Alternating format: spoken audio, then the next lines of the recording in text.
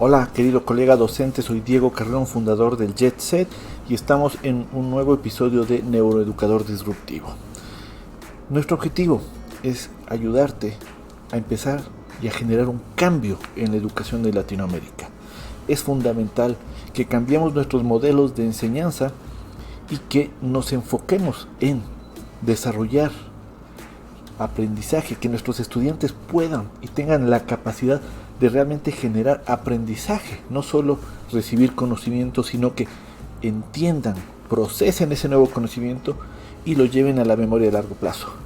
Pero igual de importante es que empiecen a desarrollar nuevos hábitos, habilidades y competencias que son fundamentales para que enfrenten con éxito los desafíos que tendrán a lo largo de su vida. Y este capítulo justamente busca ayudarte a apoyarles a que desarrollen hábitos de aprendizaje, buenas prácticas de estudio, para que los acompañen a lo largo de su vida. Porque al final te hago una reflexión. La realidad es que nuestros estudiantes tienen acceso al conocimiento, algo que en nuestros tiempos era difícil. Si queríamos nosotros investigar, teníamos que irnos a una biblioteca. En mi ciudad, en Quito, cuando yo era niño, habían pocas bibliotecas. Entonces no era tan fácil el poder acceder a la información. ¿Qué pasa en nuestros tiempos? Nuestros hijos, nuestros estudiantes, están a un clic de cualquier tipo de información. Tienen toda la información en su computador, lo cual es una gran ventaja correctamente utilizada. Entonces, las reflexiones no es el enfoque y nuestra preocupación no debe ser el conocimiento, porque nuestros estudiantes tienen acceso a todo conocimiento. Nuestro enfoque tiene que ser en desarrollar estas habilidades, estos hábitos y estas competencias y convertirlos en unos expertos en aprender a aprender. Si ellos tienen estos hábitos, ten la seguridad que van a tener mayores probabilidades de ser exitoso a lo largo de su vida. Y de eso trata este nuevo capítulo. Empezamos a entender qué son los hábitos y un poco resumiéndote, el hábito parte del comportamiento consciente. Cuando nosotros empezamos a realizar una actividad, algo nuevo, algo diferente, formamos una nueva red neuronal. ¿Sí? Las neuronas empiezan a conectarse a través de la sinapsis, se empiezan a conectar y se forma una nueva red neuronal. Cuando repetimos una segunda vez, el cerebro va a coger esta nueva red neuronal que le indicó cómo tiene que realizar las cosas. Entonces esta red queda en el cerebro. Conforme va repitiendo, el cerebro entiende que esta es la forma en la cual hay que ejecutarse esta actividad, hasta que las automatiza, hasta que el estudiante, o nosotros como adultos, ya no tenemos que pensar, no tenemos que ser conscientes para ejecutar una determinada actividad, sino que nuestro cerebro, de forma inconsciente, la ejecuta.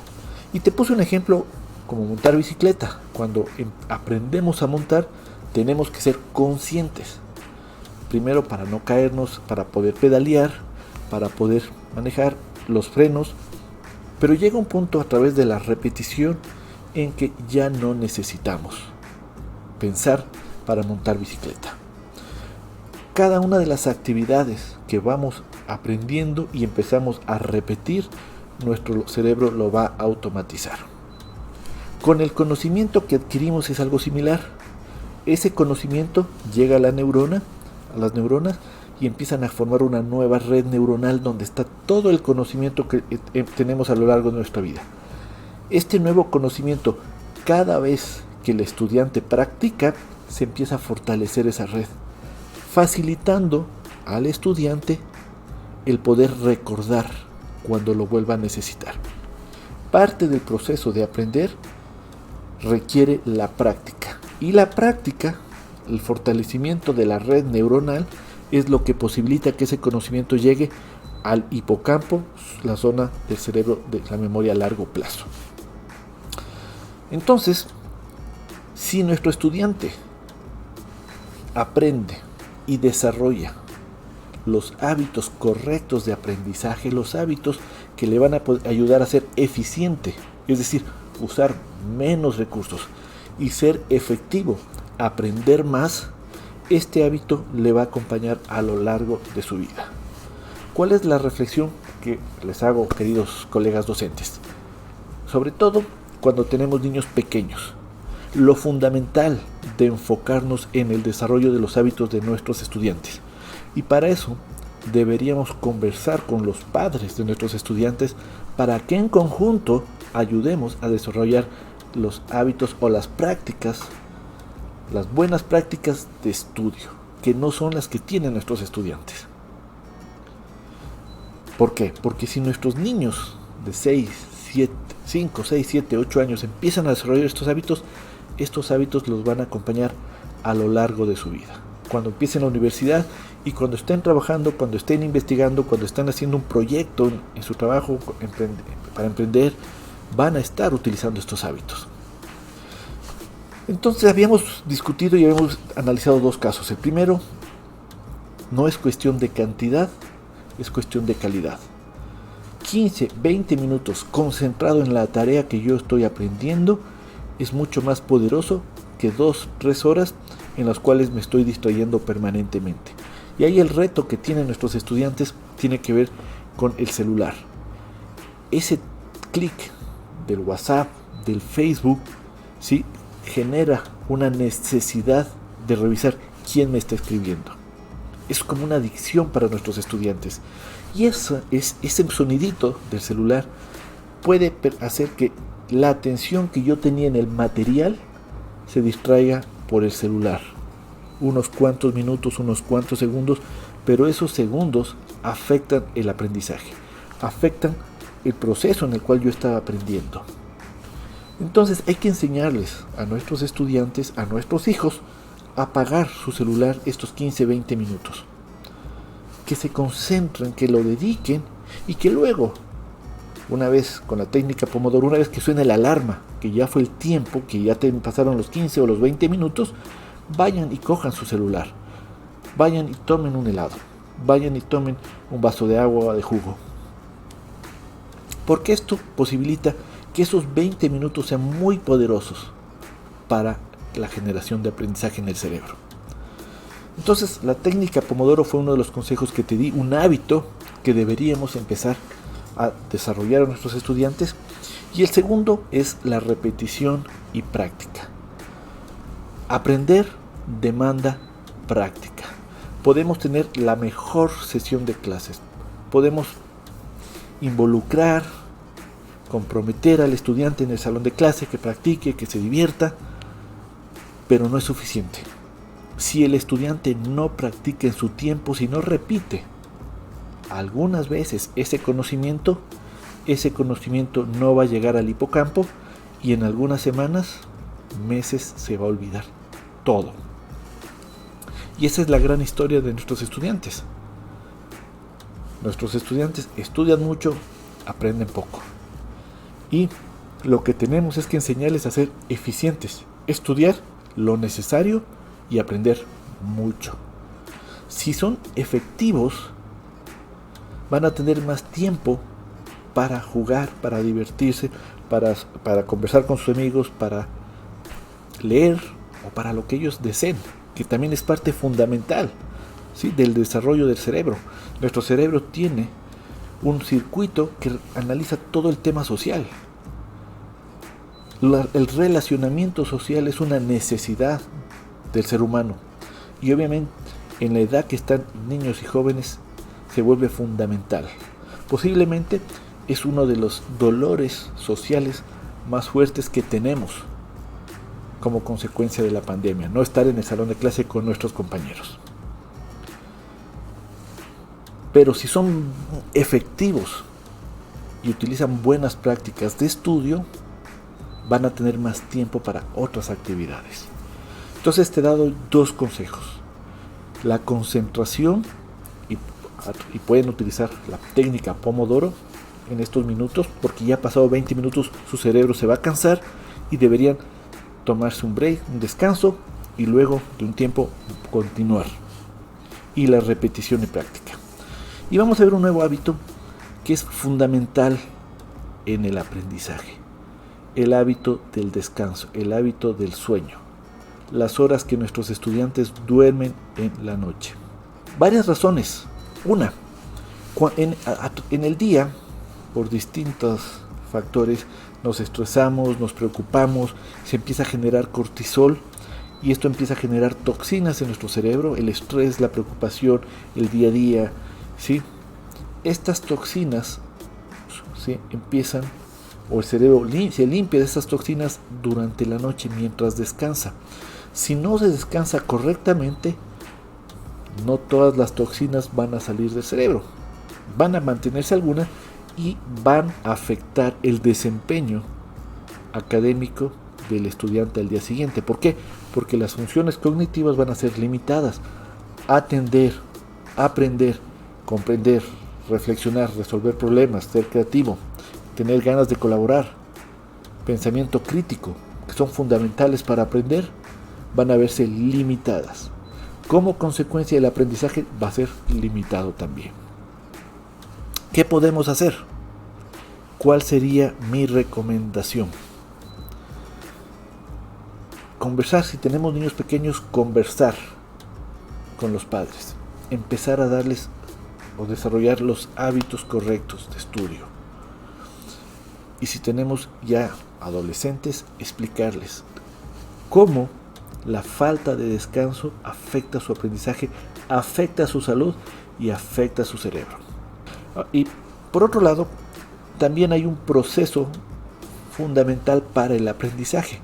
Cuando nosotros dormimos, cuando nuestros estudiantes duermen, nuestro cerebro recuerda, procesa el conocimiento que aprendió o recibió durante ese día y empieza a archivarlo en distintas áreas.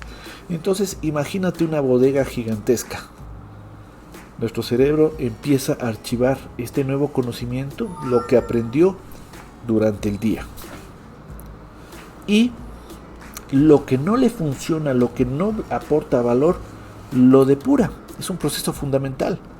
Esto posibilita de toda la información que recibió, organizarla. Parte se va a eras de reciclaje y parte empieza a ser archivado. ¿Sí? Pensemos en el computador, en distintas áreas de nuestro computador. Exactamente lo mismo pasa en el cerebro. Pero si no se descansa, el cerebro no puede hacer correctamente este proceso. No va a fortalecer la red y va a afectar el aprendizaje y la memoria a largo plazo. Lo cual, está claro, en poco tiempo el estudiante se olvidará de ese conocimiento y no se generó aprendizaje. Colega, imagínate, mientras estamos durmiendo, nuestro cerebro sigue aprendiendo, sigue fortaleciendo la red neuronal. Enseñar esto a nuestros estudiantes es fundamental para que aprovechen esta capacidad del cerebro de aprender mientras están descansando. Cada vez que ellos están revisando la información y conscientemente antes de dormir piensan en fortalecer su aprendizaje, mientras duermen, las redes neuronales están fortaleciéndose, están repitiendo el proceso o están repitiendo el conocimiento, la red neuronal formada por el nuevo conocimiento. Si han tenido alguna dificultad, pensemos en matemáticas, en una parte de la resolución del problema, mientras están descansando, el cerebro está revisando y procesando esa zona, fortaleciendo las redes neuronales, donde está este conocimiento. Esta es una práctica poderosa, muy poderosa, que muy pocos estudiantes la utilizan por falta de conocimiento. Enseñemos a nuestros estudiantes esta práctica y obviamente necesita tener un buen hábito de sueño. ¿Cómo ayudamos también a nuestros estudiantes a mejorar estos hábitos? Como te decía al inicio, si son niños pequeños, conversemos con los padres, trabajemos juntos a los padres para que se fortalezca, para que descanse correctamente, para que llegue fresco al día siguiente. Porque adicional, si no descansa, no renueva la energía. Y como te he enseñado, pensar gasta energía. Si no hemos renovado la energía, rápidamente vamos a desgastar la energía con la cual vamos al día siguiente a estudiar. Durante las últimas horas de ese día de clase, las capacidades, las funciones cognitivas van a estar muy limitadas y van a afectar su desempeño en estas últimas horas de clase. Lo cual implica que su capacidad de aprender va a ser limitada y luego, una vez que no puede llevar la información a las neuronas, todo el proceso posterior se ve limitado y se va a afectar el aprendizaje. Menos hablar de memoria a largo plazo. ¿Qué recomendaciones dar a nuestros estudiantes? Uno, que entiendan la importancia del descanso, que entiendan que nuestro cerebro necesita recargar, que entiendan que si no descansan, este proceso de aprendizaje va a ser afectado.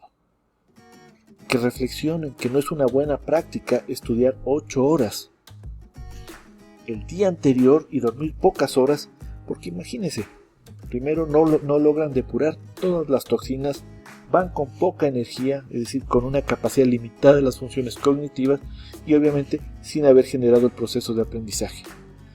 ¿Podrán tener una buena nota, una buena calificación en un examen? Posiblemente, porque está en la memoria de trabajo ese conocimiento. Pero no es importante la nota si no generó aprendizaje. Y la última recomendación es: sensibilicemos a nuestros estudiantes en enfocarse en su aprendizaje y no en la calificación. Si ellos aprenden y si ese conocimiento llega a la memoria a largo plazo, como consecuencia tendrán una buena calificación.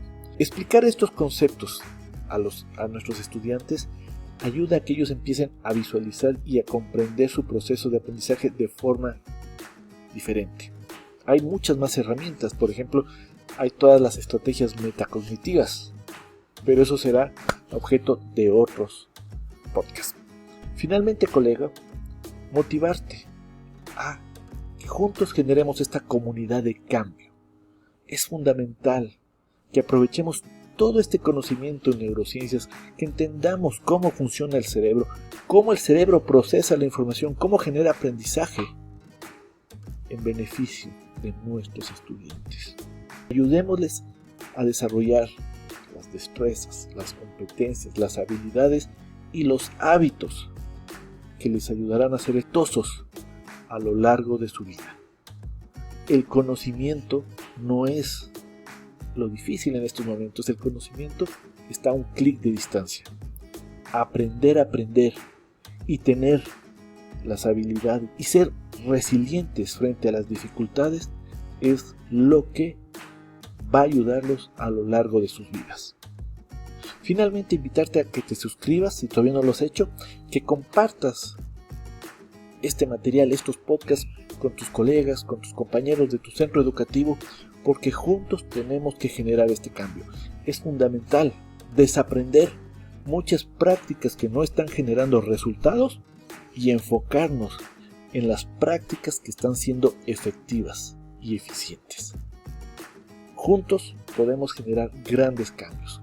Comparte, y si tienes algún comentario, si tienes alguna observación, si tienes alguna recomendación o si quieres que tratemos algún tema en especial, por favor lo dejas en los comentarios y nos vemos en el siguiente podcast.